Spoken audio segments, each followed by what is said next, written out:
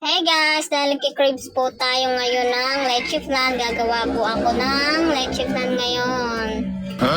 Whole eggs po ang gagamitin ko guys. Eto na nga po, mag-caramelize na tayo sa ating yanera ng sugar. Bantayan pong mabuti kasi mahirap na po pag masyadong maitim ng sugar, papait na po yan. Dapat medyo brown lang, okay na. Kunti lang po ang ginamit kong sugar dahil ayaw ko ng masyadong matamis. Okay na po yan para sa akin. Kaya na nga po, mag-crack tayo ng eggs. 4 na eggs po ang ginamit ko dito. Whole eggs po dahil sayang naman po yung white ng eggs. Yung iba nga po pala yung ginagamit ay egg yolk lang.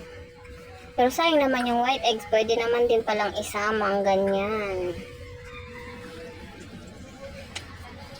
Tapos yan, mekos-mekos na lang natin yan.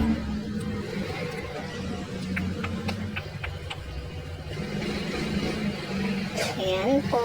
And then, lagay natin ang condensed milk. Oh yeah. Next, ang evaporated milk. Then, lagyan po natin ng vanilla essence. Pampabango rin po sa ating leche flan.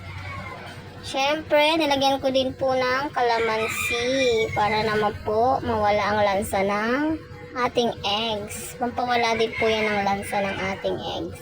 What? And then, syempre, mekos-mekos na naman natin yan inside. Oh my god. Huwag pong masyadong mekos-mekos. Kasi sasalain pa po natin yan. Para maiwasan po ang pagbabubbles ng ating mixture. Yan, kailangan po nating salain yan, guys. Then, syempre, prepare na po natin ang ating steamer. Nilagay ko na po yan. Wala po akong foil, kaya sa plastic na lang. Ayan na po ang una kong gawa. Medyo palpak. At ito na po ang next. Thank you for watching, guys. Kain po tayo ng leche flan. Bye-bye!